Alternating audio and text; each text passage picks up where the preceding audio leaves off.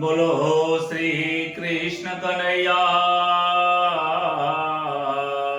લાલ કી જય। દ્વારિકાધીશ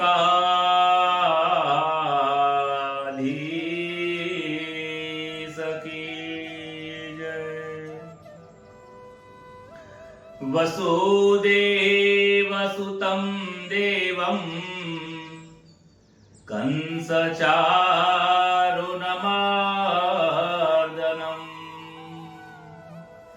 દેવકી પરમાનંદમ કૃષ્ણ વંદે જગદ્ગુરુ। એજી પ્રથમ નમો ગુરુદેવને, એજી લરી લરી લાગો પાય। માત પિતાને વંદન કરો અને રાખો શરણની માય। એજી કર્મ કરો નિષ્કામી બની, એ જ ગીતાનો સાર। હરની આશા છોડતા મળે મુક્તિનો દ્વાર। ગીતા છે જીવનનો માર્ગ, ગીતા છે આધાર।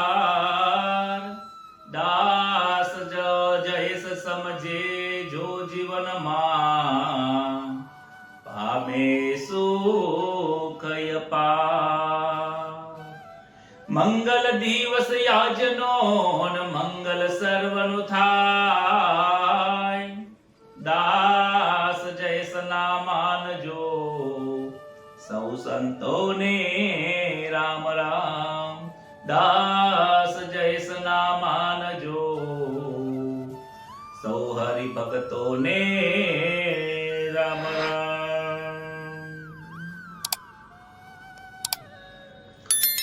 શ્રી પરમાત્મને નમઃ। શ્રી ગણેશાય નમઃ। શ્રીમદ ભગવદ ગીતા એ ખરેખર એક એવું પવિત્ર ગ્રંથ છે કે જે પવિત્ર ગ્રંથને અભ્યાસ કરવાથી, એ પવિત્ર ગ્રંથનો જે ઉપદેશ છે એ ઉપદેશ જીવનમાં ઉતારવાથી આ મનુષ્ય, આ જીવાત્મા આ લોકમાંથી પરલોકમાં પ્રાપ્તિ થાય છે। એટલા માટે જ હું દરેક ભગવદ ગીતા કે ભાગવત કથા જે કરીએ છીએ એમાં પરમ પવિત્ર શબ્દ વાપરીએ છીએ। પરમ પવિત્ર શ્રીમદ ભગવદ ગીતા એક એવો પવિત્ર ગ્રંથ છે કે જે પવિત્રતા, આ જે દેહાદેહ છે એ દેહ જે અશુદ્ધ બની ગયો છે, મારું તારું કરવામાં આ સંસારના ભોગોની અંદર જે અજ્ઞાનની અંદર આવ્યા પછી અશુદ્ધિમાં આવી ગયો છે, તો એ શુદ્ધ કરવા વાળો કોઈ ગ્રંથ હોય, પવિત્ર કરવા વાળો કોઈ ગ્રંથ હોય તો શ્રીમદ ભગવદ ગીતા છે। ભગવદ ગીતા એ સૌનો આધાર છે। દરેક ધર્મનો કોઈ આધાર હોય તો એ સનાતન ધર્મ છે, અને સનાતન ધર્મને જે ઉપદેશ આપવા વાળો કોઈ ગ્રંથ છે તો આપણો આ ભગવદ ગીતા છે। ભગવદ ગીતા કોઈ પંથ કે કોઈ સંપ્રદાય, કોઈ ધર્મને લઈને ચાલવા વાળો ગ્રંથ નથી। શ્રીમદ ભગવદ ગીતા એ દરેક લોકો માટે છે, દરેકનું કલ્યાણ કરે છે। જે પણ આ ભગવદ ગીતાના શરણે આવે છે, ભગવાન શ્રી કૃષ્ણ કહે છે એનો હું ઉદ્ધાર કરી દઉં છું। ઉદ્ધાર કરવા વાળી આ ભગવદ ગીતા છે। પરલોકને પ્રાપ્તિ કરવા વાળી આ ભગવદ ગીતા છે। ભગવાનના મુખાર વિંદમાંથી જે ઝરણું વહ્યું છે, એ ઝરણું શ્રી અર્જુનજીએ પોતાના હૃદયની અંદર એમને રસનું પાન કર્યું છે। એ હરિરસનું પાન કર્યા પછી હરિના એમને દર્શન કર્યા છે. જે આ ભગવદ ગીતાના રસને પાન કરે છે એ હરિના રસને પામે છે, એ જ હરિના દર્શન કરે છે. ગઈકાલે આપણે જોઈ ગયા છીએ કે ભગવાન શ્રી કૃષ્ણએ અર્જુનને 5મા અધ્યાયની અંદર કર્મ સંન્યાસ યોગનો જ્ઞાન આપ્યું છે. જ્ઞાન પણ કેવું આપ્યું છે? અદ્ભુત અને અલૌકિક આપ્યું છે. અર્જુનને જે શંકાઓ થઈ છે શંકાનું નિરાકરણ કર્યું છે.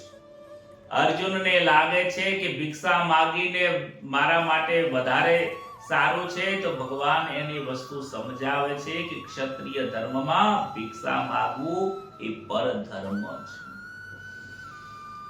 ગઈકાલે પણ આપણે એ પણ વિશેષ ભગવાને ઉપદેશ આપણને આપ્યો છે કે બ્રહ્મ નિર્વાણ પદને કેવી રીતે પ્રાપ્ત થવાય છે.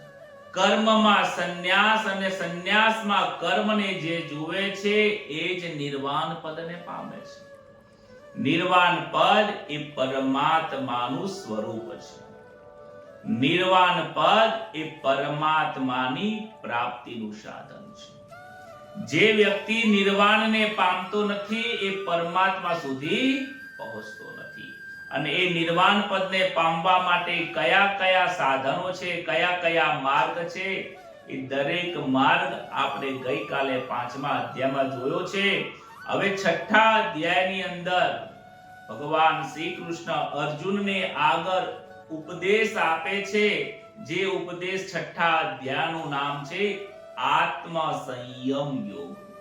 હે અર્જુન, કર્મ અને સંન્યાસની સાથે સાથે સંયમની ખૂબ જરૂર છે. એ કયો સંયમ? બહારનો પણ સંયમ હોય છે અને અંદરનો પણ સંયમ હોય છે. બહારનો સંયમ ઘણો બધો હોય, પરંતુ જો આંતરિક સંયમ ન હોય તો એ આત્મ સંયમ પણ નિરર્થક થાય છે. એ આત્મથી એટલે અંતરથી જે પંચ પ્રાણ કયા છે, જે 4 અંતઃકરણ કયા છે, 10 ઇન્દ્રિયો કયા છે, મન છે, બુદ્ધિ છે, એ બધા જ માંથી તારે સંયમની જરૂર પડશે. સંયમ વગરનું જીવન એક એવી ગાડી હોય છે કે જે ગાડીમાં બેઠા છો, ચાલે છે તો ખૂબ સારી, પરંતુ એમાં બ્રેક નથી. બ્રેક વગરની ગાડી અને સંયમ વગરનું જીવન બંને એક જ જેવું છે. જેના જીવનમાં સંયમ છે એના જીવનનો પ્રકાશ થાય છે. જેના જીવનમાં સંયમ નથી એનો પ્રકાશ થતો નથી, એનો જીવનમાં કોઈ પ્રભાવ થતો નથી અને એને ભગવતની પ્રાપ્તિ પણ થતી નથી. ભગવાન આગળના શ્લોકમાં કહે છે, આવો આત્મ સંયમ યોગ નામનો જે ભગવાન ઉપદેશ આપે છે એ 6થા અધ્યાયનો અભ્યાસની શરૂઆત કરીએ. પ્રથમ શ્લોકમાં ભગવાન કહે છે, શ્રી ભગવાન ઉવાચ અનાશ્રિતઃ કર્મ ફલમ કાર્યમ કર્મ કરોતિ સ સંન્યાસી ચ યોગી ચ ન નિરગ્નિર્ન ચાક્રિય. 6થા અધ્યાયને બહુ ખૂબ લક્ષ્ય રાખીને, એકાગ્રતા રાખીને સમજજો. થોડો અઘરો છે, સમજાય એવો સરળ નથી, પરંતુ સરળ ભાષામાં આપણે સમજી શકીએ એવો પ્રયત્ન કરીએ છીએ. ભગવાન કહે છે, કર્મના ફળનો આશ્રય ન લઈને જે કર્તવ્ય કર્મ કરે છે તે જ સંન્યાસી છે. અને યોગી છે, કેવળ અગ્નિનો ત્યાગ કરવા વાળો સંન્યાસી થતો નથી, તથા કેવળ ક્રિયાઓનો ત્યાગ કરવા વાળો યોગી પણ થતો નથી. ભગવાને અહીંયા સંન્યાસી અને 2 પ્રકારના સંન્યાસીનું સ્વરૂપ બતાવી દીધું છે. કે કેવળ અગ્નિનો જેને ત્યાગ કરી દીધો છે, કે જાણે કે અગ્નિ એટલે કે સમજીએ કે જે આજે લોકો ભગવા ધારણ કરે છે, સફેદ વસ્ત્ર ધારણ કરે છે, એ સ્વપાકી પણ હોય છે અને અગ્નિનો ત્યાગ કરે છે. અગ્નિનો ત્યાગ છે એ અગ્નિ ઉપરથી બનેલું ભોજન એ કરતા નથી. તો શું કરતા હોય છે? તો જે સંન્યાસ ધારણ કરે છે એ ફરાહાર કરતા હોય છે. એ વારંવાર આખો દિવસ નિત્ય ધ્યાનમાં બેઠા હોય છે અને શ્વાસ અને પ્રાણને રોકવાનો પ્રયત્ન કરતા હોય છે. આ હવાનું પણ ભોજન છોડી દેતા હોય છે. સંન્યાસીઓ અગ્નિ છોડી દે છે, સંન્યાસીઓ આ પૃથ્વી ઉપરનું પોતાનું જે ઘર છે એ ઘરનો ત્યાગ કરે છે. સંન્યાસ એટલે તે ત્યાગની મૂર્તિ છે. એક સાચો સંન્યાસી ઘણું બધું છોડી દે છે. ભાગવતની કથામાં આપણે જોઈ ગયા છીએ કે જ્યારે ધ્રુવજી ધ્યાન કરે છે ત્યારે એમને ઘર છોડી દીધું છે, જંગલમાં રહે છે. શરૂઆતમાં એક ટાઈમ ભોજન કરે છે, પછી બંને ટાઈમ ભોજન બંધ કરી દે છે. ત્યારબાદ ફળ ફૂલ ખાય છે, ફળનો આહાર બંધ કરે છે, પછી હવાનો આહાર કરે છે, શ્વાસ જ લે છે, પછી હવાનો આહાર પણ બંધ કરી દે છે. ધીમે ધીમે ધીમે 6 મહિના સુધી આવું કઠોર ધ્યાન અને તપશ્ચર્યા કરવા પછી નારાયણના દર્શન થાય છે અને ધ્રુવને અવિચલ પદની પ્રાપ્તિ થાય છે. આવા સાચા સંન્યાસીઓ છે. ભગવાન કહે છે કે સંન્યાસી કેવો છે કે જે કર્મના ફળનો આશ્રય લઈને કર્તવ્ય કર્મ કરે છે, જેને કર્મના ફળનો આશ્રય નથી લેતો. કર્મના ફળનો આશ્રય એટલે શું કે આ જગતની અંદર જે ઉત્પન્ન થવા વાળા જે પદાર્થો છે અને જે વિનાશ થવા વાળા પદાર્થો છે તો કયા કયા છે? તો આ જગતમાં જે પણ કાંઈ દેખાય છે બધું જ ઉત્પન્નશીલ છે અને બધું જ વિનાશી છે. જે જે દેખાય છે ઉત્પન્ન થાય છે, એનો જન્મ થાય છે અને એનો વિનાશ એટલે કે મૃત્યુ પણ થાય છે. આ ઉત્પન્નશીલ જે વસ્તુ છે એક કર્મની પાછળ તારો રહેલો જે ફળની આસક્તિ છે એ આસક્તિ ન રાખવા વાળા અને કર્તવ્ય કર્મ કરે છે. જેને આસક્તિ નથી અને કર્મ કરે છે એ જ ખરેખર સંન્યાસી છે. કર્મની અંદર અકર્મ જોવે છે કે આ કર્મ હું નથી કરતો, આ ક્રિયા મારા દ્વારા નથી કરતી, આ જે હું કર્મ કરું છું એનું ફળ મારે મળવું હોય તો મળે, ના મળવું તો કાંઈ નહીં, કારણ કે મને ફળની આશા નથી. નિષ્કામ કર્મ છે, જે બીજાના માટે કાર્ય કરે છે, આસક્તિ રહિત કાર્ય કરે છે, ઉદારતાથી કરે છે. આવું જે કર્તવ્ય કર્મ કરે છે અને પોતાનો મારાપણાનો ભાવ જે છોડી દે છે, અંતઃકરણથી છોડી દે છે, એ જ ખરો સંન્યાસી છે. બાકી અને એ જ યોગી કહેવાય છે. બાકી આંખો બંધ કરીને બેસી જાય અને થોડી વાર પછી જોવા જઈએ તો એ સંસારમાં હોય, જેનું મન સંસારમાં લાગેલું છે, સંસારમાં આસક્ત થયેલું છે, પછી ભલે એ ગમે તેટલો મોટો સંન્યાસ ધારણ કર્યો હોય, આખી જિંદગી બ્રહ્મચર્ય વ્રતનું પાલન કર્યું હોય, પરંતુ મનથી સંન્યાસ લીધો નથી, મનથી જેને સંસાર છોડ્યો નથી, એ સંન્યાસી પણ નથી અને એ યોગી પણ થઈ શકતો નથી. આવું ભગવદ ગીતાની અંદર સંન્યાસનું પૂર્ણતઃ એનું વિવરણ આપેલું છે. કહે છે કે મનુષ્ય જન્મમાં શરીરનું મહત્વ નથી, પરંતુ શરીરથી થવા વાળી ક્રિયાઓનું મહત્વ છે. શરીર તો ક્રિયાઓ તો બધા કરે, પ્રાણીઓ પણ કરે છે, બધા લોકો કરે છે, પણ પ્રાણીઓ ફક્ત ભોગો ભોગવે છે, એ નવું કાર્ય નથી કરી શકતા. મનુષ્ય શરીરની અંદર નવા કર્મો થાય છે, એની અંદર ભાવ રહેલો છે કે આ કર્મ હું કરું છું, કાં તો પછી આ કર્મ મારા ઈશ્વર દ્વારા થઈ રહ્યું છે, આ કર્મનું ફળ મને મળવું જોઈએ, એક આવો ભાવ છે. એક એવું છે કે આ કર્મનું ફળ મારે જોઈતું નથી, આ હું ઈશ્વરને અર્પણ કરું છું, કૃષ્ણ અર્પણ કરું છું. જે મને સંસારે આપ્યું છે એ સંસારને આપી દેવું છે. આવી જે ભાવના છે એ બીજા પ્રાણીઓમાં નથી હોતી. એટલે આ શરીરનું મહત્વ નથી, પરંતુ શરીરથી થવા વાળી જે ક્રિયાઓ છે એ ક્રિયાઓ ઉપર આધાર રાખે છે કે તમારે બંધન થવાનું છે કે મુક્ત થવાનું છે. આસક્તિ યુક્ત કર્મ હશે તો બંધન તરફ લઈ જશે, નિષ્કામ કર્મ છે તો બંધનમાંથી મુક્ત તરફ લઈ જાય છે. કર્મ બે પ્રકારે કરવામાં આવે છે. કર્મના ફળની પ્રાપ્તિ માટે અને બીજું બે વખત કર્મ કરવામાં આવે છે. એક તો કર્મના બંધનમાંથી મુક્ત થવા માટે આસક્તિ રહિત કર્મ કરવા માટે આવે છે, અને પોતાના માટે કર્મ કરવામાં આવે છે કે જે આ કર્મ હું કરું છું એનું ફળ મને પ્રાપ્ત થાય. શરીરની અંદર અહંતા અને મમતા કરવી એ કર્મનું ફળ નથી, પરંતુ અહંતા મમતા તો મનુષ્યની માનેલી છે. આ જગતની અંદર કોઈ જગ્યાએ અહંકાર નથી.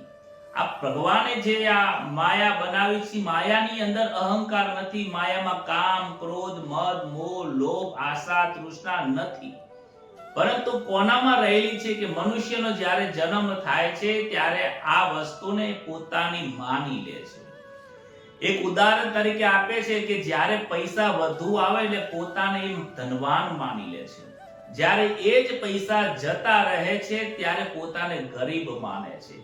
તો ગરીબ એ પોતે તો જેવો છે એનો એ સ્વરૂપમાં છે, પરંતુ પૈસા આવવાથી ધનવાન બને છે અને પૈસા જવાથી એ ગરીબ ધારે છે. નાનો હતો, રમકડાથી રમતો હતો ત્યારે બાળક જેવું હોય છે, પણ જ્યારે સમજણમાં આવે છે ત્યારે બાળક નથી રહેતો, પોતાને અલગ વિચારે છે કે હવે હું યુવાન બની ગયો છું. ત્યારબાદ પછી શરીર સશક્ત ના રહે, અશક્ત શરીર થઈ જાય અને 60-70 વર્ષની ઉંમરે પોતાને એવું માને છે કે હવે હું વૃદ્ધ થઈ ગયો છું. પહેલા કન્ફર્મ કરો કે તું બાળક હતો કે ના, યુવાનમાં બાળકપણું જતું રહ્યું, પછી વૃદ્ધાવસ્થામાં યુવાની જતી રહી, તું એનો એજ છે, સ્વરૂપ બદલાય છે, એનો મતલબ એમ છે થાય છે કે આ તારું માનેલું છે. બાળપણમાં બાળપણ માન્યું, યુવાનીમાં યુવાની માની લીધી અને આજે તું એ પોતાની જાતને વૃદ્ધ માને છે. જે રીતે તું માને છે એ રીતે જ તું છોડી દે. જ્યાંથી તે પકડ્યું છે ત્યાંથી છોડવાથી જ તને સંન્યાસ મળશે. જગતે તને પકડ્યું નથી, તે જગતને પકડી રાખ્યું છે. મસાલો ખાવા વાળો વ્યક્તિ હોય ને, કહીએ ભાઈ હવે બહુ મસાલા ખાવો છે, છોડી દો ને. શું કરું કે મસાલા તો મારે છોડવા જ છે પણ છૂટતા નથી. હવે શું થયું છે, મસાલા એઓને પકડી લીધો છે. જો એને છોડવો હોય તો છૂટી શકે છે. આવતીકાલથી મસાલા ન ખાય, થોડી તકલીફ પડે, પણ 2-4 દિવસ 5 દિવસ ઓછા કરી જો અભ્યાસ કરે તો ઘણા એવા લોકો છે કે પોતાનું વ્યસન છોડી શક્યા છે, પરંતુ ભાઈને છોડવું નથી. એવી રીતે આ સંસારને તે પોતાનો માની લીધો છે કે હું બ્રાહ્મણ છું, ક્ષત્રિય છું, વૈશ્ય છું, હું ધનવાન છું, હું વક્તા છું, હું જ્યોતિષ છું. આવું તે પોતાની જાતે માની લીધું છે. બાકી તને સંસારે મનાવ્યું નથી, તે તારી જાતે માન્યું છે, તો તારી જાતે જ છોડવું જ પડશે. ભગવાન આગળના શ્લોકમાં કહે છે તું તારી જાતે જ ઉદ્ધાર કર, આ જગતમાં તારો ઉદ્ધાર કરવા કોઈ નહીં આવે. આગળની શ્લોકની અંદર ખૂબ સુંદર માર્ગદર્શન આપ્યું છે. કહે છે યમ સંન્યાસમિતિ પ્રાહુર યોગમ તમ વૃત્તિ પાંડવ ન યત સંન્યસ્ત સંકલ્પો યોગી ભવતિ કશ્ચન. ખૂબ સુંદર શ્લોકની અંદર કહે છે કે હે કુંતી પુત્ર અર્જુન, લોકો જેને સંન્યાસ કહે છે તેને જ તમે યોગ સમજો. કેમ કે સંકલ્પનો ત્યાગ કર્યા વિના મનુષ્ય ક્યારે પણ યોગી થઈ શકતો નથી. ખૂબ સુંદર જવાબ. સંન્યાસ કોને કહે છે? આત્મ સંન્યાસ યોગ, આત્મ સંયમ યોગ. આત્મ સંયમની અંદર જ કહે છે કે સંયમ રાખીને તું પોતાની જાતને સંન્યાસ ધારણ કરી દે. સંન્યાસ બનવા માટે કપડા બદલવાની જરૂર નથી, સાધુ બનવાની જરૂર નથી, સીધા બનવાની જરૂર છે. સંન્યાસ લેવાની જરૂર નથી, પરંતુ સરળ બનવાની જરૂર છે. સંન્યાસ લેવાની જરૂર નથી, સંન્યાસ આ જ સમયની અંદર આપણે સહન કરવાની જરૂર છે, સરળ બનવાની જરૂર છે, સેવા કરવાની જરૂર છે, શાંતિ રાખવાની જરૂર છે, પવિત્રતા રાખવાની જરૂર છે, પોતાની આસક્તિઓ જે છે એ આસક્તિ છોડવાની જરૂર છે. સંન્યાસ સાચો કોને કહેવાય એ આ શ્લોકમાં કહ્યું છે. કહે છે કે લોકો જેને સંન્યાસ કહે છે તેને જ તમે યોગ સમજો. લોકો એટલે કોની વાત કરે છે? કે સંન્યાસ આ જગતની અંદર લોકો કોને સંન્યાસ કહે છે? આપણી વાત કરે છે તો કોને કહીએ છીએ? કે જે ભગવાધારી છે, ઘર છોડી દીધું, આશ્રમમાં રહે છે, પુત્ર પરિવારને છોડી દીધા, આપણને એ સંન્યાસી લાગે છે. ભગવાન કહે છે એ સંન્યાસ નથી. સાચો સંન્યાસી કોણ છે હું તને સમજાવું છું. કે જેને પોતાના મનમાંથી આ જગતના સંપૂર્ણ સંકલ્પોમાંથી મુક્ત થઈ ગયો છે, એ જ ખરો સંન્યાસી છે. આ સંન્યાસી શબ્દ ભગવાને કેમ આપવો પડ્યો? સંન્યાસનું બાયફર્કેશન કેમ આપવું પડ્યું? વિસ્તૃત વર્ણન કેમ કરવું પડ્યું? કારણ કે સૌ પહેલા અધ્યાયની અંદર અર્જુને એવું કહ્યું હતું કે ભગવાન, ભલે હું ક્ષત્રિય છું ક્ષત્રિય ધર્મમાં રક્ષા કરવાનું હોય, પરંતુ મારી સામે પિતામહ અને ગુરુજનો બેઠા છે, એમને મારવું અને આ બધાનું અહિત કરવું, આ બધાનું પાપ મારે હોરવું, એના કરતા મારા માટે શ્રેષ્ઠ છે કે અમે બધા સંન્યાસ લઈને જંગલમાં રહીશું અને ભિક્ષા માંગીને ખાવું, એ મારા માટે શ્રેયકારક છે. એ ભિક્ષા માંગવું અને ઘર છોડી દેવું એ પોતાને સંન્યાસ માને છે. ભગવાન એને અહીંયા સાચું સમજાવે છે કે હે અર્જુન, એ સંન્યાસ નથી. તું ત્યાં પણ જઈશ તો તારે ત્યાં પણ રૂમ બનાવવી પડશે, ત્યારે ભોજન માટે ત્યાં માંગવા જવું પડશે. ક્ષત્રિયનો સ્વધર્મ છોડીને પર ધર્મમાં તારે જવું પડશે. ભિક્ષા માંગવી એ બ્રાહ્મણનું કર્તવ્ય છે, એ માંગી શકે છે, તું ન માંગી શકે. તું પર ધર્મની અંદર તારે જવું પડશે. સાચો સંન્યાસી એ છે કે તું આ કર્તવ્ય રૂપી કર્મ કર, એની અંદર તારા મનની જે સંકલ્પ થાય છે કે આનાથી મને સુખ મળશે, આનાથી હું આ આખું યુદ્ધ જીતી જઈશ, તારામાં જે અહંકાર છે, જે વાસનાઓ છે, આસક્તિ છે, ફરની લાલચા જે છે, એ બધામાંથી તું મુક્ત બની જા. જો આવો આસક્તિ વગર, સંકલ્પ વગરનું કાર્ય કરીશ તો નિસંદેહ તું મને પ્રાપ્ત થઈશ.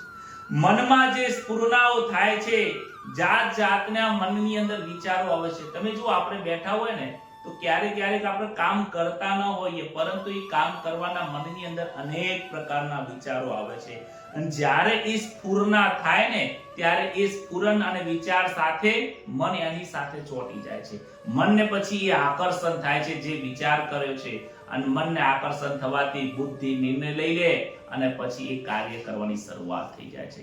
જ્યાં કોઈ જગ્યાએ પર મફતમાં ખાવાનું મળતું હોય, ફ્રીમાં મળતું હોય ને, અને ક્યાં લખ્યું હોય કે અન્ન ક્ષેત્ર છે, સારું ભોજન મળતું હોય, તો એ લોકો, ગરીબ લોકો માટે અન્ન ક્ષેત્ર હોય છે. પરંતુ ગાડીઓમાં બેસીને લોકો અન્ન ક્ષેત્રમાં ભોજન કરવા જતા રહેતા હોય. કેમ કે ફ્રીમાં મળે છે ને, ખોટા 500 રૂપિયા 1500 રૂપિયા હોટલમાં જમવાના આપવા. અન્ન ક્ષેત્ર છે, સારું છે, આપણે ડબ્બામાં નાખી દેશું જે નાખવું હશે, જમતા આવીએ. આવા વિચારો કરતા હોય છે. આ તો એક નાનું ઉદાહરણ આપ્યું છે. આવા તો અનેક પ્રકારના બીજી લાઈનમાં, બીજા ક્ષેત્રમાં અનેક પ્રકારના વિચારો થતા હોય છે. ધંધામાં, નોકરીમાં, ભોગમાં, સુખમાં, મનની અંદર અનેક પ્રકારના, જ્યાં સુધી સંકલ્પ વિકલ્પ રહે છે, મનમાં જ્યાં સંકલ્પ વિકલ્પ રહે છે, એ સાચો સંન્યાસી બની શકતો નથી. સાચો સંન્યાસી એ છે કે જેના મનમાં સંકલ્પ વિકલ્પો નથી. કહે છે કે સંસારની સાથે જે સંબંધ રાખે છે એ સંન્યાસી નથી.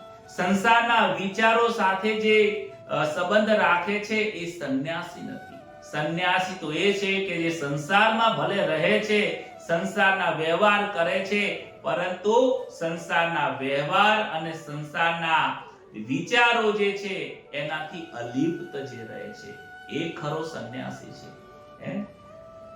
બાકી તો સંસારમાં જે સંકલ્પ વિકલ્પ વાળો છે એ તો પછી ભોગી કહેવાય છે, એને યોગી નથી કહેવાતો. અને ભોગીમાં પછી રોગી થઈ જાય છે, માણસ બહુ દુઃખદાયક બની જાય છે.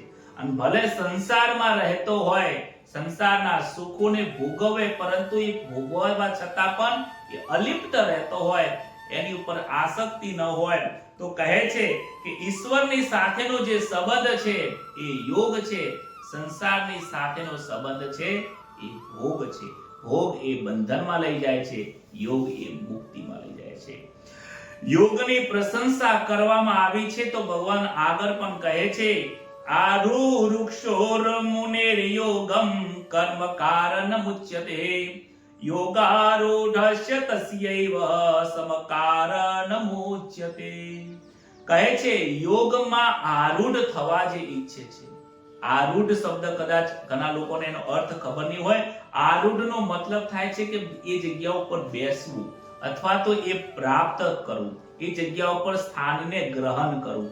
એટલે જે યોગમાં આરૂઢ થવા માંગે છે, કયો યોગ? સમતા રૂપી યોગ. જેને ખરેખર સમતા જેને રાખવી છે, જેને કર્મ યોગી બનવું છે, જેને નિર્વાણ પદને પ્રાપ્ત થવું છે, આવા યોગી જેને બનવું છે, અને આવું બનવા માટે જે આરૂઢ થવા જે તૈયાર થયો છે, એવા મનનશીલ યોગી માટે કર્તવ્ય કર્મ એ જ મુખ્ય સાધન છે. કર્તવ્ય કર્મ જે છોડી દે છે એ યોગી બની શકતો નથી અને એ સંન્યાસી પણ બની શકતો નથી. કર્મ તો કરવું જ પડશે. તમે જ્યાં પણ જશો કર્મ તમને સાથ છોડવાનો નથી. શરીર છે ત્યાં સુધી કર્મ રહેશે અને શરીર છે ત્યાં સુધી સુખ અને દુઃખ પણ રહેવાના છે. એવું નહીં વિચારવાનું કે હવે આપણને સુખ જ મળશે, હવે આપણને દુઃખ જ મળશે. સુખ પણ આવશે, દુઃખ પણ આવશે, અનુકૂળ પ્રતિકૂળ બધી જ પરિસ્થિતિઓ શરીર છે ત્યાં સુધી આવતી રહેવાની છે. માટે જે વ્યક્તિને સમતા રૂપી યોગની અંદર આરૂઢ થવું છે એને કર્તવ્ય કર્મ ચોક્કસ કરવું પડશે અને એ જ એના માટેનું મુખ્ય સાધન છે. બીજું કોઈ સાધન નથી. અને તે જ યોગારૂઢ મનુષ્ય સમ એટલે કે શાંતિ પરમ સ્થાન પ્રાપ્તિમાં પ્રાપ્ત થાય છે. એને જ શાંતિ પ્રાપ્ત થાય છે. જગતની સાથે જે સંબંધ રાખે છે એને ક્યારે શાંતિ મળતી નથી. પરમાત્માની સાથે જે સંબંધ રાખે છે એ જ શાંતિને પ્રાપ્ત થાય. કેમ? કારણ કે સંસારના જે પણ કઈ પદાર્થો છે નાશવંત છે અને જ્યારે એ તમને પ્રાપ્ત થશે અને પછી નીકળી જશે, સુખ આયા પછી જશે તો તમને ત્યાં દુઃખ થશે. દુઃખમાં શાંતિ નથી હોતી. જ્યારે પરમાત્માનો જે અનુભવ કરી રહે છે, જે યોગી બને છે, જે ભગવાને કહ્યું પ્રમાણે જે સંન્યાસ ગ્રહણ કરે છે, આસક્તિ છોડીને કર્મ કરે છે, તો પછી એને સુખ આવે કે દુઃખ આવે એમાં સમતા રાખતો હોય છે. એને એનો અનુભવ થતો નથી, માટે એ દુઃખી થતો નથી, માટે એ સુખી થાય છે. સમતા એ આરૂઢ થવા માટે મનનશીલ યોગીઓ માટે નિષ્કામ કર્મ શ્રેષ્ઠ બની જાય છે. કયું કર્તવ્ય કર્મ કયું છે કે નિષ્કામ કર્મ. વિચાર કરો કે તમે કોઈ કામ કરો અને એની પાછળ ફળની આશા નહીં રાખો તો તમને શું થશે? એમાં શાંતિ મળશે. જો કર્મનું ફળ તો મળવાનું જ છે, તો ઓછું વધતું મળશે પરંતુ તમને તેમાં દુઃખ નહીં થાય. કેમ? કારણ કે તમે અપેક્ષા નથી રાખી. કોઈ વ્યક્તિની તમે સેવા કરો, કોઈ વ્યક્તિનું તમે કામ કરો, ત્યાં અપેક્ષા રાખશો તો તમને ત્યાં દુઃખ થશે થશે ને થશે જ. કેમ કે મેં આટલું બધું કર્યું પણ એને તો મારા માટે કંઈ ના કર્યું, એટલે દુઃખ થશે. પરંતુ જો તમે કોઈની સેવા કરો, કોઈનું કામ કરવા જાઓ તો આસક્તિ રહિત કર્તવ્ય કર્મ કરો કે મારા પોતાના છે કે ઘરના છે કે ગરીબ માણસ છે, સેવા કરવી એ મારો ધર્મ છે, એનું કામ નીકાળવું એ મારો કર્મ છે. ભલે એને મારા માટે ગમે તે કરવું, મારે એના માટે કંઈક કરી છૂટવું છે. આવી ભાવના છે તો તમને ક્યાં કોઈ ફળની આશા નથી તો તમને દુઃખ નહીં થાય અને એ કર્મનું બંધન પણ નહીં થાય અને એ કર્મ તમને ઉર્ધ્વ ગતિએ લઈ જશે. આગળના શ્લોકની અંદર આવશે અમુક એવા કર્મો છે કે જે કર્મ તમને ઈશ્વરની ગતિએ ફોર્સ આપે છે, તમને ઉર્ધ્વ ગતિએ લઈ જાય છે. હોય ને કે એક તમે પાણીની નળમાં ચાલુ કરો અને નળમાંથી ટોટીમાંથી પાણી એક સામાન્ય રીતે આવતું હોય અને મોટર ચાલુ કરી હોય તો જે મોટર અને યંત્રથી સ્પીડમાં ફોર્સથી પાણી લઈ જાય, એવી આગળના શ્લોકની અંદર પણ કહે છે કે ભગવદ ગીતાનું જે જ્ઞાન છે ને એ જ્ઞાને જે ચાલે છે ને એ સ્પીડમાં ઈશ્વરની પાસે પહોંચી જાય છે. કહે છે કે અસત્યના ત્યાગથી આપોઆપ શાંતિ મળી જાય છે. જગત એ અસત્ય છે, પરમાત્મા એ સત્ય છે. ભગવદ ગીતાનું જ્ઞાન એ સત્ય છે અને સંસારનું જે જ્ઞાન, વ્યવહારનું જ્ઞાન છે એ અસત્ય છે. અસત્યને છોડશે તો જ એ શાંતિને પ્રાપ્ત થશે, સત્યને પકડશે તો જ એ પ્રાપ્તિ થશે. એટલા માટે કહ્યું છે કે હંમેશા પ્રસન્ન રહેના ઈશ્વર કી સર્વોપરી ભક્તિ. એટલે જ હંમેશા માટે શાંતિ રાખી. ઘરમાં કોઈ નાનું મોટું ઝઘડા થાય, પરેશાની થાય, સહન કરી જવા દો, છોડો, ચાલશે, ભાવશે, ફાવશે, ગમશે, હશે તો જ ઘરમાં શાંતિ રહેશે. બાકી લોકો શાંતિ મેળવવા માટે, પૈસા કમાવા માટે મોટા બંગલાની અંદર કે શાંતિ મેળવવા માટે લોકો 10-15 દિવસ માટે હરિદ્વાર જતા રહે પણ ત્યાં શાંતિ મળતી નથી. કારણ કે ત્યાં શાંતિ છે જ નહીં. સંસારના પદાર્થોમાં શાંતિ ખોરશો તો આજે મળવાની નથી ને કાલે મળવાની નથી. તો શાંતિ ક્યાં છે? તો શાંત સ્વરૂપ પરમાત્મા સતચિત આનંદ સ્વરૂપ એ તારા હૃદયમાં બેઠો છે. શાંતિ ખરીદવાની વસ્તુ નથી, શાંતિ રાખવાની વસ્તુ છે. જે વ્યક્તિએ જીવનમાં શાંતિ રાખી છે એ જ શાંત બની શક્યો છે. જેને શાંતિ રાખી નથી એ હંમેશા માટે અશાંત ને અશાંત જ રહે છે. માટે આગળના શ્લોકમાં કહે છે, આવો જોઈએ, યદા હિનેન્દ્રિયાર્થેષુ ન કર્મસ્વનુસજ્યતે સર્વ સંકલ્પ સંન્યાસી યોગારૂઢસ્તદોચ્યતે. જે સમયે ન તો ઇન્દ્રિયોના ભોગોમાં તથા ન તો કર્મોમાં આસક્ત થાય છે તે સમયે તે સઘળા સંકલ્પોથી ત્યાગી મનુષ્ય યોગારૂઢ કહેવામાં આવે છે. આ યોગારૂઢ એટલે શું કે એ યોગને પ્રાપ્ત થાય છે, એ શાંતિ રૂપી યોગ જે છે એના ઉપર તે બિરાજમાન થાય છે. કહે છે કે વિષયોના રૂપની અંદર 5 પ્રકારના વિષય આપણને ખબર છે. કોઈને ખાવામાં રસ છે, જોવામાં રસ છે, સારું સાંભળવામાં રસ છે, બોલવામાં રસ છે, કોઈની નિંદા થતી હોય તો ત્યાં જઈને બેસવામાં રસ છે, કોઈને સારા ખોટા વિડીયો જોવામાં રસ છે, કોઈને સારું ખોટું ખાવામાં રસ છે. આ 5 વિષયોની અંદર જે વ્યક્તિ ભોગોમાં રહે છે એ યોગારૂઢ થઈ શકતો નથી, એટલે કે એ શાંત બની શકતો નથી, એ સમતા રાખી શકતો નથી, અને ન તો કર્મમાં આસક્ત થાય છે. જે વ્યક્તિ કર્મમાં આસક્તિ રાખે છે એ પણ મનમાં શાંત રહી શકતો નથી, કારણ કે કર્મ કેવા છે? એ અશાંત કર્મ છે, નાશવંત કર્મ છે. જે નાશવંત હોય એ તમને શાંત કેવી રીતે કરી શકે? આ જગતના વ્યવહાર પહેલેથી જ અશાંત છે, એ તમને શાંત કેવી રીતે કરી શકે? દરિયો હોય તો દરિયાની ઉપર હવાના કારણે, પવનના ઝોકાના કારણે ઉપર એ અશાંત રહે છે, મોટા મોટા અવાજ કરે છે, એ જગત છે. પરંતુ દરિયાની અંદર તમે જાઓ અને ઊંડા તમે જાઓ, દરિયો એકદમ શાંત છે, દરિયાને અશાંત નથી. એની મોજ મસ્તીમાં શાંત એકદમ ઠંડા વાતાવરણમાં પડ્યો છે. સંત પુરુષોનું મન પણ એ અંદર એનું જેનું મન આત્માનો અનુભવ કરી લે છે, જે પહેલેથી શાંત સ્વરૂપ પરમાત્માનો અનુભવ કર્યો છે, એ વ્યક્તિ એ સંતો પોતાના સ્વ સ્વરૂપની અંદર શાંત બની ગયા છે, અંદરથી શાંતિ હોય છે. એટલે તો કહે છે કે બહાર ગમે તેવી પરિસ્થિતિ નિર્માણ થાય, તમે અંદરથી શાંત રહો. જ્યારે કોઈ અભાવગ્રસ્ત પ્રાણી મરી જાય કે એની સામગ્રી મળી જાય તો સમજીને એને અર્પણ કરી દો. તમારી પાસે કોઈ વસ્તુ છે, તમારી પાસે કોઈ મકાન પડ્યું છે, કદાચ પરિવારમાં કોઈ વ્યક્તિ લાગે તો એને ફ્રીમાં રહેવા માટે આપી દો. તમારી પાસે જે વસ્તુ છે, જે જરૂરિયાત, જો તમારા કરતા જરૂરિયાત પૂરી કરનાર બાદ પણ જો તમારી પાસે હોય અને કોઈ વ્યક્તિને જરૂરિયાત હોય તો સમજો કે મારે એને આપવા માટે ઈશ્વરે મને આપી છે. તમારી પાસે જે વસ્તુ છે એ વસ્તુથી જો કોકનો ઉદારતા થતી હોય, કોઈનું કાર્ય સંપન્ન થઈ જતું હોય, કોઈનું કાર્ય પૂર્ણ થઈ જતું હોય તો એ આપો. સંગ્રહખોરી કહે છે કે જે વસ્તુઓ મારી પાસે પડી છે એ હું બીજાને આપીને એના ઋણમાંથી મુક્ત થઈ જાઉં. જે આવી રીતે મુક્ત થાય છે એ જ શાંત બની શકે છે. કહે છે સર્વ સંકલ્પ સે ત્યાગી. જે સર્વ સંકલ્પનો ત્યાગ કરી દે છે એ જ સાચો સંન્યાસી બની જાય છે. સિદ્ધિ અને અસિદ્ધિમાં સમાન રહેવાનું નામ જ યોગ છે. તમને કોઈ ઘણા લોકોને થોડા ઘણા જપ કરે, મંત્ર કરે, માળા કરે ને તો થોડો અનુભવ થાય ને એટલે સિદ્ધિઓને પ્રસિદ્ધ કરવાનું ચાલુ કરી દે. જો મન તો આજ ભગવાનનો આજ તો મને ભગવાનના દર્શન થઈ ગયા, આજ તો મારામાં આ શક્તિ આવી ગઈ છે, મારામાં આ છે. આ જો ટીવીમાં ને મોબાઈલની અંદર તમે જોતા અગ્નિ ઉપર ચાલતા થઈ જતા હોય છે ને અંગારાને હાથની અંદર રમાડતા હોય છે. આ બધી સિદ્ધિઓ પ્રાપ્ત થયા પછી શું પરમાત્મા તો ન મળ્યા તમે? સિદ્ધિ કદાચ મળી જશે. આજે તો ખરેખર સિદ્ધિ મળતી પણ નથી, કારણ કે એમાં પણ કંઈક સાયન્સ રહેલું હોય છે. હાથમાં કંઈક લગાઈ જાય એટલે ખબર ના પડે, અંગારા હાથમાં રાખે તો કશું ના થાય.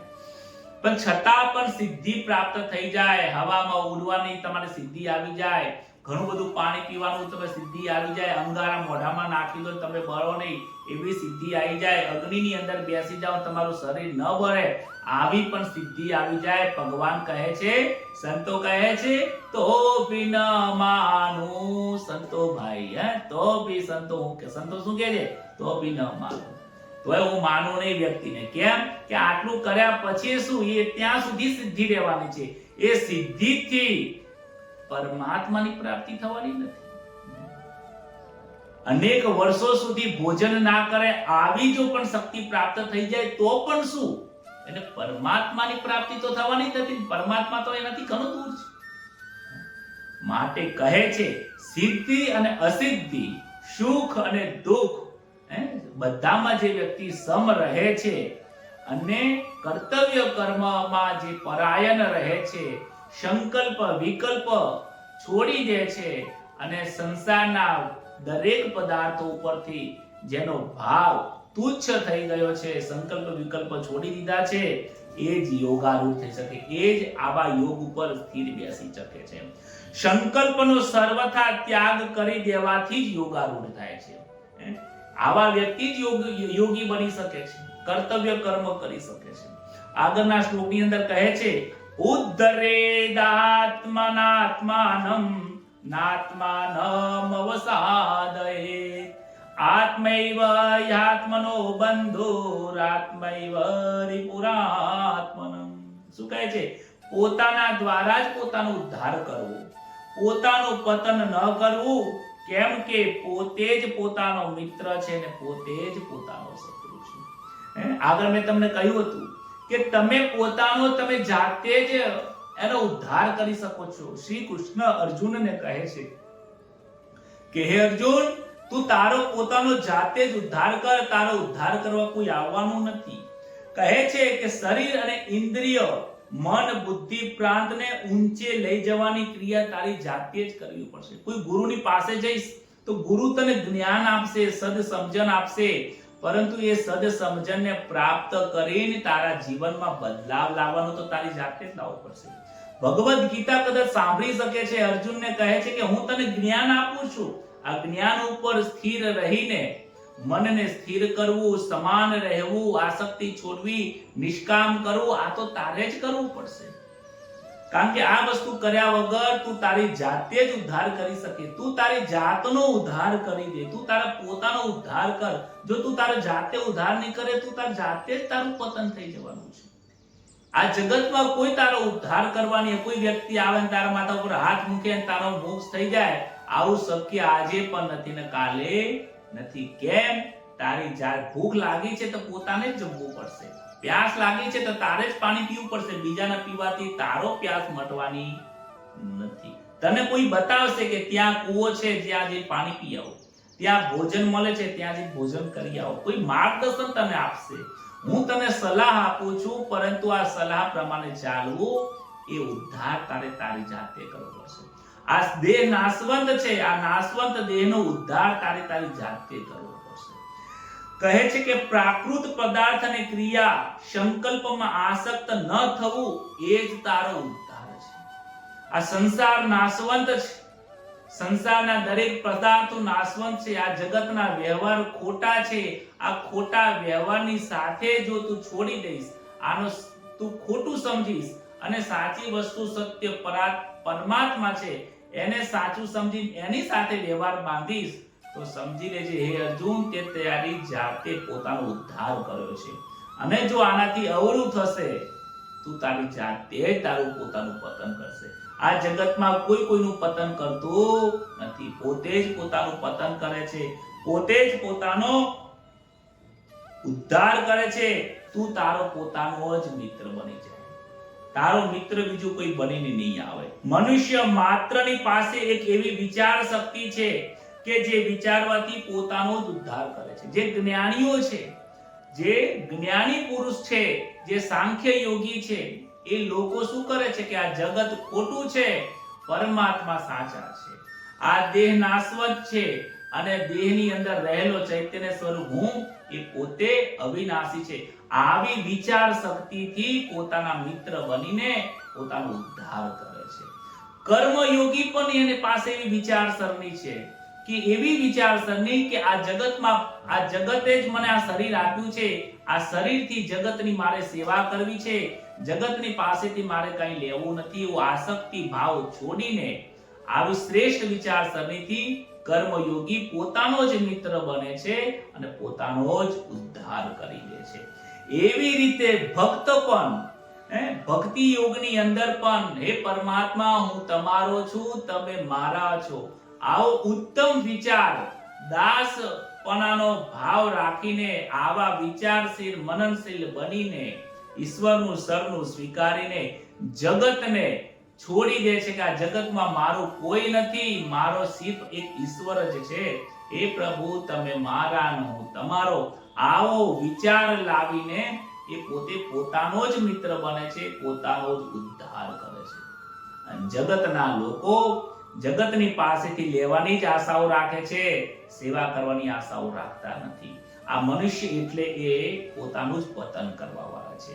હે અર્જુન, આમાં હું શું કરી શકું? તું તારો જ મિત્ર બની જા. ખરેખર આ ઉદ્ધાર કરવાની વાત છે ને, જેને પોતાનું પતન કર્યું છે ને, એ આ જન્મરૂપી સંસારના બંધનની અંદર વારંવાર આવ્યા જ કરે છે. જેને સંસારને પકડ્યો છે એ પોતાનું પતન કરે છે. જેને સંસારને છોડ્યો છે એ પોતાનો જ ઉદ્ધાર કરે છે. જેને સંસારના વિચારો સાથે સંકળાયેલો છે, સંસારના વિચારોની સાથે વ્યવહારમાં છે, એને પોતાનું પતન કર્યું છે. જેને ઈશ્વરની સાથે વ્યવહાર બાંધ્યો છે, ઈશ્વરની સાથે મિત્રતા કરી છે, ઈશ્વરે કહ્યું એ પ્રમાણે ચાલે છે, ભાગવતના માર્ગે ચાલે છે, હે અર્જુન, એ ખુદ પોતાનો જ મિત્ર બની જાય છે. એ પોતાનો જ ઉદ્ધાર કરવા વાળો માને છે. માટે તારે એવી આશા નહીં રાખવી કે ક્યારે પણ તારો કોઈ મિત્ર બને, કોઈ શત્રુ બને. તારે પોતાની જાતે જ મિત્ર બનવાનું છે. જો નહીં બને તો તું તારો પોતાનો શત્રુ છે. સામે તું જો, જે ઊભા છે પોતાને જાતે જ શત્રુ બન્યા છે. એમનું મૃત્યુ એ પોતાની જાતે જ બોલાવી રહ્યા છે. જ્યારે કોઈ શ્રેષ્ઠ પુરુષો પોતાનો ઉદ્ધાર કરવા માટે ઈશ્વરને પોતાની જાતે જ બોલાવતા હોય છે. મીરાબાઈ નરસિંહ મહેતાએ પોતાની જાતે જ કલ્યાણ કર્યું છે, બીજા કોઈએ કલ્યાણ કરવા આવ્યા નથી. અને રાવણે પણ એને કોઈએ માર્યો નથી, પોતાની જાતે જ અહંકારમાં મરી ગયો છે. એ હિરણ્યાક્ષ પોતાની જાતે જ મૃત્યુ પામ્યો છે. આ જગતમાં કોઈ કોઈને મારતો નથી, કોઈ કોઈનો ઉદ્ધાર કરતો નથી. તું જ તારો મિત્ર, તું જ તારો શત્રુ બની જાય છે. બંધોરાત્મા આત્મનસ્તસ્ય યેનાત્મૈવાત્મનઃ અનાત્મનસ્તુ શત્રુત્વે વર્તેતાત્મૈવ શત્રુવિ. શું કહે છે? જેને પોતાની જાતે પોતાની જાતને જીતી લીધી છે, પોતાની જાતે પોતાની જાતને જીતી લીધી છે, તેને માટે પોતે જ પોતાનો બંધુ છે.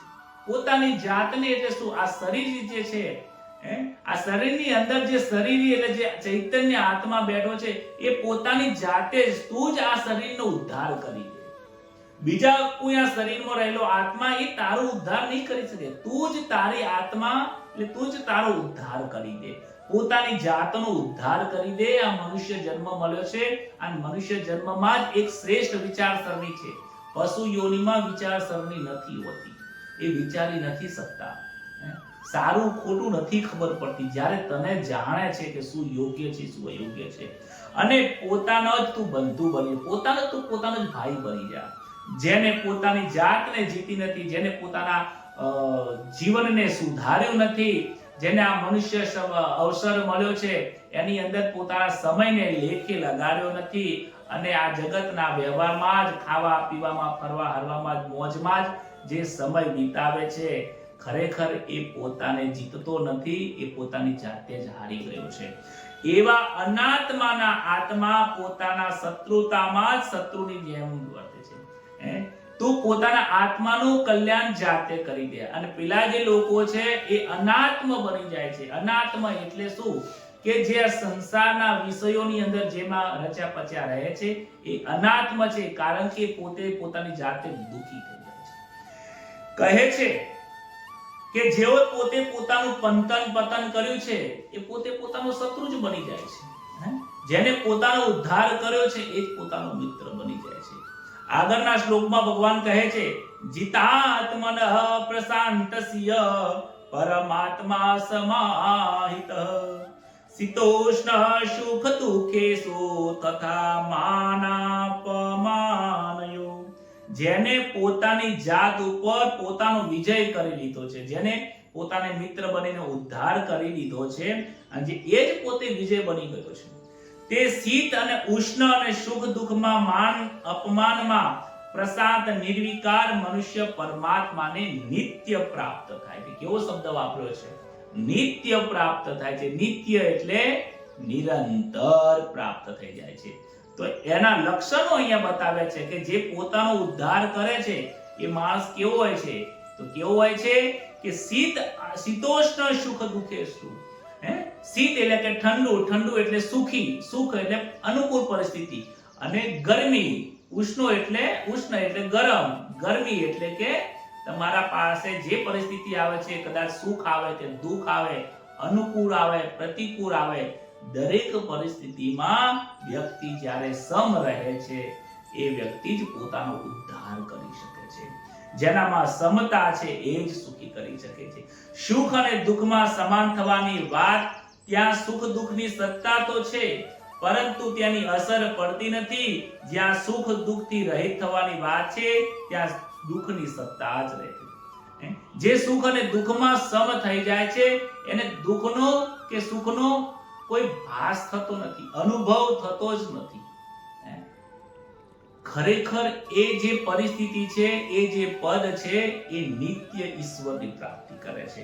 કહે છે કે સાધારણ લૌકિક દ્રષ્ટિમાં લોકો સુખી કોને સમજે? લૌકિક દ્રષ્ટિમાં કોણ સમજે? કે જેને પૈસો, ગાડી, વાહન, સુખ છે, પુત્ર, પરિવાર, કુટુંબ છે, એને લોકો સુખી સમજે છે. સારી નોકરી, ધંધો છે. અને જેની પાસે સારી નોકરી, ધંધો નથી, ખાવા માટે પૈસા નથી, અને જે આ વસ્તુ સુખ સગવડ નથી, એ માણસ એને દુખી સમજે છે. સુખ અને દુઃખ, સગવડને સુખ સમજે છે, અગવડને દુઃખ સમજે છે. પરંતુ ખરેખર કેવું હોય છે? પરમાત્મા કોને સુખી સમજે છે? કે જેની પાસે ખાવા માટે અન્ન ન હોય, પહેરવા માટે કપડા પણ ન હોય, રહેવા માટે ઉપર છત ન હોય, આવતીકાલે શું થવાનું છે, શું કાર્ય કરવાનું છે, શું ધંધો મળશે નહીં મળે, એવી પણ જેની પાસે પરિસ્થિતિ, આવી પરિસ્થિતિ જેને છે, જેની કોઈ સેવા કરવા વાળું નથી, આવી પરિસ્થિતિમાં જે વ્યક્તિ નિત્ય અંતઃકરણથી સુખ અને દુઃખની પરિસ્થિતિમાં વિષમ થતો નથી અને સમ રહે છે, ખરેખર એ વ્યક્તિ જ સુખી છે.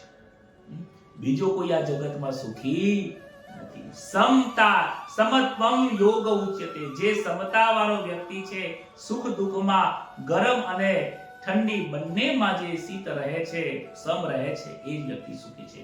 અને ઘણા લોકોની પાસે અઢળક ધન હોય, રહેવા માટે ગાડી, મકાન, ઘણું બધું હોય, પતિ, પત્ની, પુત્ર, પરિવાર, અનેક ઘણું હોય, અને છતાં પણ એને એક ડર સતાવતો હોય કે જો હું વધારે પૈસા નહીં કમાઉં તો આવતીકાલે શું થશે, આવતીકાલે શું થશે, માટે એ સંગ્રહખોરી ચાલુ જ એ રાખતો હોય છે.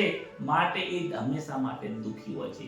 એ વ્યક્તિ ક્યારે પોતાનું કલ્યાણ કરી શકતો નથી. આવા લોકો પણ હોય છે જેને ભૂખ, સંસારની વારંવાર ભૂખ્યા રહેતા હોય, એ ક્યારે તૃપ્ત થતા નથી. તૃપ્તિ મેળવવાની વસ્તુ નથી, તૃપ્તિ રાખવાની વસ્તુ છે. ધ્યાન કરવાની વસ્તુ નથી, ધ્યાન રાખવાની વસ્તુ છે. એવી જ રીતે શાંતિ પણ મેળવવાની વસ્તુ નથી, શાંતિ રાખવાની વસ્તુ છે. જે આ ત્રણ વસ્તુને શીખી જાય છે, સમજી જાય છે, જીવનમાં ઉતારી દે છે, એ જ પોતાનો ઉદ્ધાર કરી દે છે. એવી જ રીતે માન અપમાનમાં પણ જે વ્યક્તિ શાંત રહે છે, એ જ પરમ પદને પ્રાપ્ત કરે છે. જે પુરુષોનું મન સામ્યાવસ્થામાં સ્થિર થઈ ગયું છે, એ જીવિત અવસ્થામાં પણ સંસારને જીતી લીધો છે. જેને સુખ દુઃખની કોઈ અનુભવ થતો જ નથી. અનુભવ તો થતો હોય, ભાઈ પૈસા ના હોય એટલે થોડું દુઃખ પણ થતું હોય, પરિસ્થિતિ વિકટ આવતી હોય, સમજણમાં તો આવતું હોય, પરંતુ અંતરમાં એ શાંત રહેતો હોય છે. જેમ દરિયો બહારથી હિલોડા મારતો હોય અને અનેક મોજાઓ આવતા હોય, અવાજ કરતો હોય, પણ અંદરથી સમુદ્ર કેવો હોય? શાંત હોય. બહાર ગમે તેટલા સુખ અને દુઃખ આવ્યા કરતા હોય, ગમે તેટલા માન ને અપમાન આવ્યા કરતા હોય, ગમે તેટલી પરિસ્થિતિ વિકટ થતી હોય, અંદરથી જે વ્યક્તિ શાંત રહે છે, દરિયાની જેમ અંદરથી શાંત, અને એનો અનુભવ પણ નથી કરતો સુખ દુઃખનો, તેનો ભાસ પણ નથી થતો, એ વ્યક્તિ સર્વશ્રેષ્ઠ છે. એ જ ખરો સંન્યાસી છે. હે અર્જુન, આવા વ્યક્તિઓ મને જીવન મુક્ત જીવતા હોય તોય મને પ્રાપ્ત થયેલા જ હોય છે. જ્ઞાન વિજ્ઞાય તૃપ્તાત્મા કુટસ્થો વિજયેન્દ્રિય યુક્ત ઇત્યુચ્યતે યોગી સમલોષ્ટાસ્મકાંચન. જેનું અંતઃકરણ જ્ઞાન વિજ્ઞાન વડે તૃપ્ત થઈ ગયું છે. જ્ઞાન વિજ્ઞાનને સમજવાની જરૂર છે. જે એરનની જેમ નિર્વિકાર છે, જીતેન્દ્રિય છે, માટીનું ઢેબું, પથ્થર અને સુવર્ણમાં સમબુદ્ધિ વાળો જે છે એવો યોગી યોગારૂઢ કહેવાય છે. ભગવાને આ એક શ્લોકની અંદર એટલું બધું સમતાનો યોગ બતાવી દીધો છે, યોગારૂઢ બતાવી દીધો છે કે જેનું અંતઃકરણ કર્મ કરવાની જે ક્રિયા છે ને, કર્મ કેવું કરવું જોઈએ, આસક્તિ વગરનું કર્મ કરવું જોઈએ, એટલે કર્મ કરવાનું જેની પાસે જ્ઞાન છે ને એને જ્ઞાન કહેવાય છે. કર્મ કેવી રીતે કરવું એ જ્ઞાન છે. અને જેને જ્ઞાનને કર્મમાં સિદ્ધિ અને અસિદ્ધિમાં, કર્મના ફળના સિદ્ધિ અસિદ્ધિમાં સમ રહેવું એ વિજ્ઞાન છે. કર્મ કરવાનું તો જ્ઞાન બધાની પાસે છે.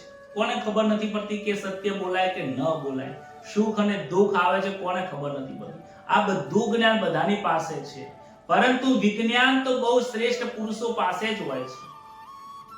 વિજ્ઞાન કોને કીધું છે કે જે સમ રહે છે સુખ અને દુઃખમાં, સિદ્ધિ મળે તોય શું ને ના મળે તોય શું, કર્મ કર્યું એનું ફળ મળે તોય શું, ના મળે તોય શું, કોઈ આપણને સન્માન આપે તોય શું, ના આપે તો શું, કોઈ હાર પહેરાવી દે તો સમજે કે એ બધાની ઈચ્છા છે, એ બધાનું ખૂબ વિવેકી પુરુષો છે એટલા માટે હાર પહેરાવે છે. અને કદાચ પહેરાયેલો હાર લઈ લે તોય એને દુઃખ નથી થતું.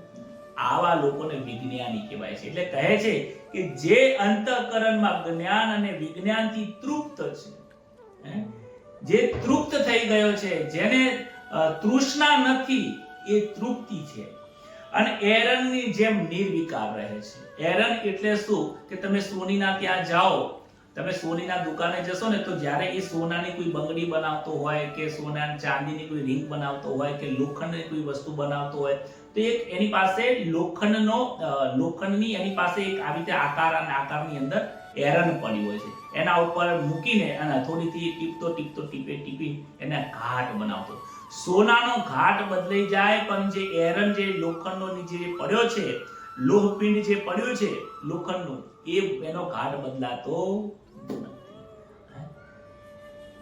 માટી ચાકડો હોય, એ ચાકડા ઉપર માટીનો ઘાટ આપીને એને માટલું બનાવે છે, અલગ પ્રકારની તવી બનાવી દે છે, પરંતુ જે વચમાં જે એરન રહે છે, ચાકડો છે, એનો આકાર બદલાતો નથી.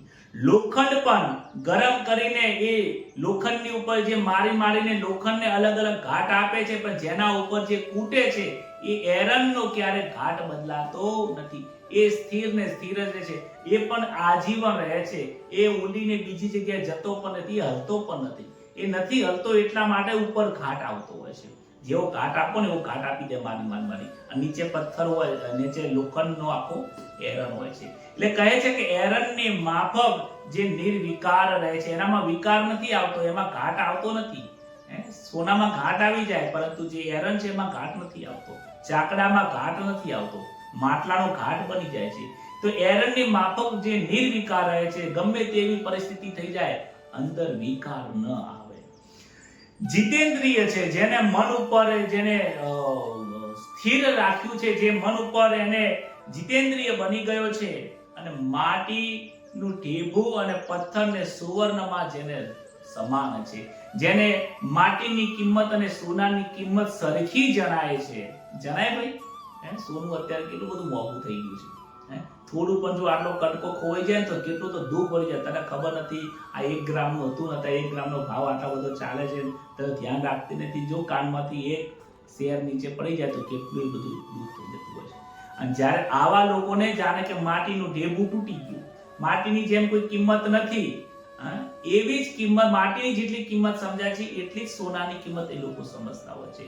એને કિંમત તો સમજાતી હોય, એમના ઘરમાં પણ સોનું ઘરમાં પડ્યું હોય, પરંતુ ખોવાઈ જવાથી એમને દુઃખ જતું થતું નથી. સોનું આવવાથી સુખ થતું નથી, સોનું જવાથી દુઃખ થતું નથી. માટીનું ટેપું આવ્યું અને તૂટી જાય તો એની જે કિંમત હોય છે એવી જ કિંમત જેને અંકાતી હોય, એ લોકો જ આ યોગારૂઢમાં સ્થિર બેસી શકે છે. પ્રકૃતિની સાથેનો જેનો સંબંધ છૂટી જાય છે એ લોકો જ આવું સ્થિર થઈ શકે છે. પદાર્થોનું મૂલ્ય નથી રહેતું, એમના માટે તો મૂલ્ય ઈશ્વરના નામનું જ એમનું મૂલ્ય હોય છે. એમના માટે મોટું મૂલ્ય કયું કે ઈશ્વરની પ્રાપ્તિ એ જ મહામૂલ્ય નામ છે. બાકી સંસારની પ્રાપ્તિ એમને મૂલ્ય હોતું નથી. સનુન મિત્રાન્યુદાસીન મધ્યસ્થ દ્વેષ્ય બંધુષુ સાધુ સ્વપેચ પાપેષુ સમબુદ્ધિર વિશેષ્યતે. 9મા શ્લોકની અંદર કહે છે સુહૃદ, મિત્ર, વૈરી, ઉદાસીન, મધ્યસ્થી, દ્વેષી સંબંધીઓમાં, સાધુ આચરણ કરવા વાળાઓમાં, પાપાચરણ કરવા વાળામાં પણ સમાન બુદ્ધિ વાળો મનુષ્ય શ્રેષ્ઠ હોય છે. સરહુદ એટલે કે સરહુદ શબ્દનો મતલબ થાય છે કે બીજાનું હિત ઈચ્છવા વાળા. આવા જે સમયોગી માણસો હોય છે ને, જે આવા યોગી લોકો, જે સમાન રહેવા વાળા છે, જે બ્રહ્મનિષ્ઠ છે, સમબુદ્ધિ વાળા યોગી વ્યક્તિઓ શું કહે છે, એ બીજાનું હિત ઈચ્છવા વાળા હોય છે. મિત્ર હોય કે શત્રુ હોય, બંનેની સાથે સરખો જ વ્યવહાર કરતા હોય છે. ઉદાસીન હોય કે ઉદાર વ્યક્તિ હોય, એની સાથે પણ સમાન વર્તન કરવા વાળા હોય છે. મધ્યસ્થી બનતા હોય છે. ક્યારેક કોઈ વ્યક્તિ હોય, કોઈ જગ્યાએ ઝઘડો થતો હોય તો અમુક વ્યક્તિ કેવા હોય કે ન આ બાજુનો પક્ષ લેતા હોય, ન આ બાજુનો પક્ષ લેતા હોય. એ શાંતિથી બેસી રહેતા હોય, જોતા હોય. અને અમુક મનુષ્ય એવા હોય કે એ બંને તરફ એવું વિચારતા હોય કે આ ઝઘડામાં કોઈનું સારું થવાનું નથી, પેલાને પણ શાંત કરે છે, પેલાને પણ શાંત કરે છે. એના મનમાં એવો ભાવ હોય છે કે બંનેનો ઝઘડો હું દૂર કરું. મધ્યસ્થી બની જતા હોય છે.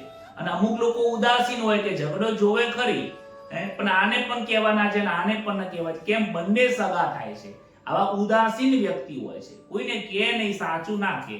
ખબર છે કે બંનેનું અહિત થઈ રહ્યું છે, પરંતુ વચમાં જઈને મધ્યસ્થી બની કોઈનું સારું કરવાનું ઈચ્છતા નથી. આવા લોકો હોય કે પછી ઉદાર લોકો હોય, મધ્યસ્થી લોકો હોય, શ્રેષ્ઠ પુરુષો બંનેનું કલ્યાણ કરવા વાળા હોય. ચાહે એ પાપી હોય કે પુણ્યશાળી વ્યક્તિ હોય, ગરીબ હોય કે પૈસા વાળો હોય, શ્રેષ્ઠ પુરુષો જે છે, સમ બુદ્ધિ વાળો યોગ વાળો વ્યક્તિ છે, એ બધાનું સમાન ઈચ્છવા. એવું નથી કે ગરીબ છે એનું સારું થાય, પૈસા વાળાનું ખરાબ થાય, તો એની સેવા કરવાના છે. એના માટે કોઈ ઉચ્ચ નથી, કોઈ નીચ નથી. એના બધા માટે સારું છે. શ્રેષ્ઠ આચરણ કરવા વાળાઓ અને પાપાચરણ કરવા વાળાના વ્યવહારમાં થોડું અંતર ભલે હોય છે, પણ યોગી વ્યક્તિઓ માટે બંને સરખા જ હોય છે. આતંકવાદી આવી જાય કે પછી મદદ કરવા વાળો કોઈ વ્યક્તિ આવી જાય, કોઈ એનો મિત્ર આવી જાય, કોઈનો શત્રુ આવી જાય, તો પણ એ બંનેની સાથે વ્યવહાર કેવો કરતો હોય છે? સરખો જ વ્યવહાર કરતો હોય છે. કોઈની સાથે પક્ષપાત રાખતો નથી. આવા વ્યક્તિ બુદ્ધિવાળો મનુષ્ય શ્રેષ્ઠ ગણાતો હોય છે. બાકી આજના લોકો તો શું કહે છે કે જેવા સાથે તેવા, સારું કરે એની સાથે સારો વ્યવહાર કરો, ખરાબ કરે એની સાથે ખરાબ વ્યવહાર કરો. આવું ગીતાજીમાં જ્ઞાન નથી. ગીતાજી તો કહે છે, ગીતાજીનો મુખ્ય લક્ષણ શું છે? સમત્વમ યોગ ઉચ્યતે. સમ બુદ્ધિ વાળો જે વ્યક્તિ છે એ જ શ્રેષ્ઠ છે. અને ગીતામાં પણ વારંવાર દરેક શ્લોકની અંદર સમતા રાખવાનું જ શીખડાવવામાં આવે છે. યોગ યુંચિત સતત આત્માનમ રહસી સ્થિત એકાકી યત ચિત્તાત્મા નિરાશીર પરિગ્રહ. ભોગ બુદ્ધિથી સંગ્રહ ન કરવા વાળો, જે આ જગતમાં ભોગ બુદ્ધિ કોઈ છે, મને બહુ પૈસા કમાવાની ઈચ્છા થાય છે, ઘણા બધા ઘર ભેગા કરવાની ઈચ્છા થાય, આ ફ્લેટ લઈ લો, આ ફ્લેટ લઈ લો, બંગલો લઈ લો, 4-5 દુકાન લઈ લો, બેંકના બેલેન્સ ભેગા કરી દઉં, ખૂબ બધી સંગ્રહ પૂરી કરવા વાળી ઈચ્છાઓ ધરાવતા.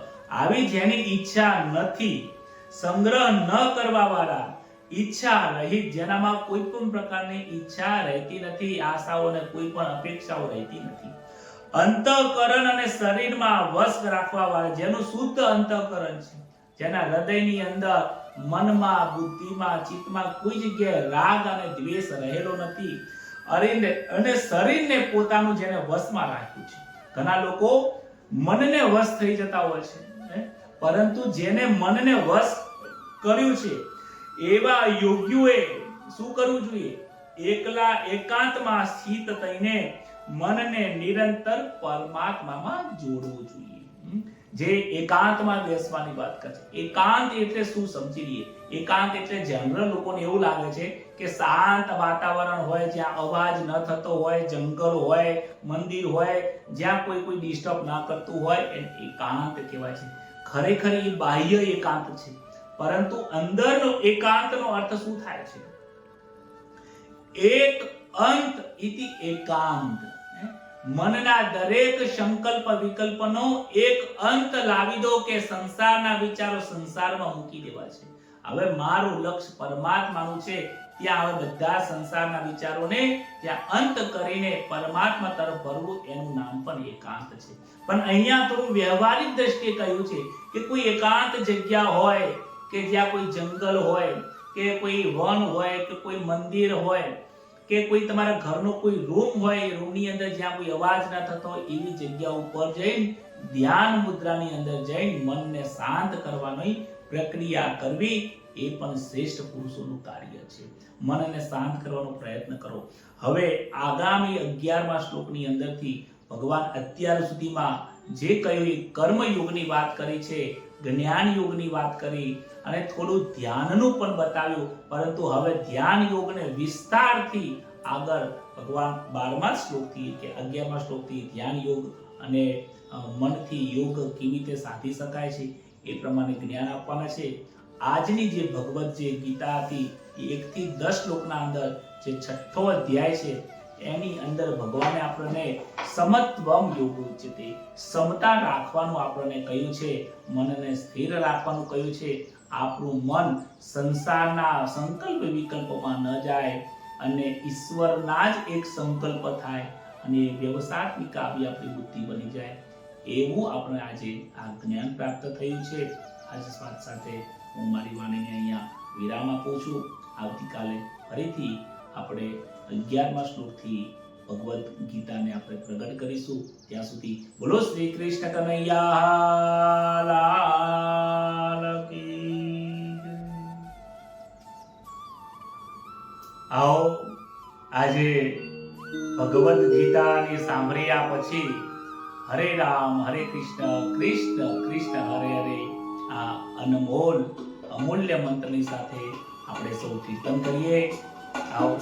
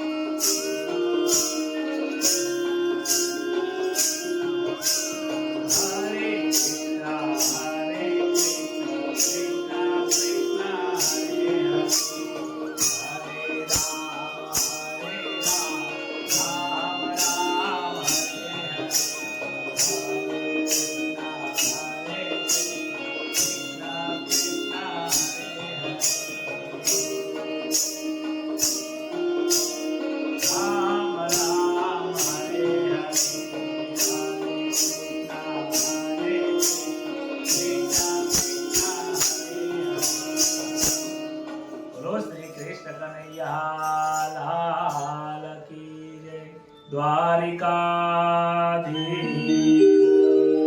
નમઃ પાર્વતી પતયે હર હર મહાદેવ.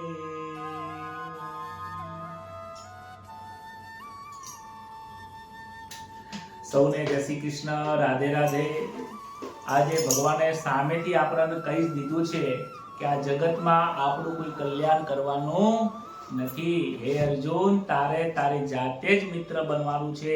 જો તું તારે જાતે મિત્ર નહીં બને, જો તું તારી જાતે પોતાનો ઉદ્ધાર નહીં કરે તો તારું પોતાનું જાતે જ પતન થશે. તું જ તારો મિત્ર નહીં બને તો તું જ તારો શત્રુ બની જઈશ.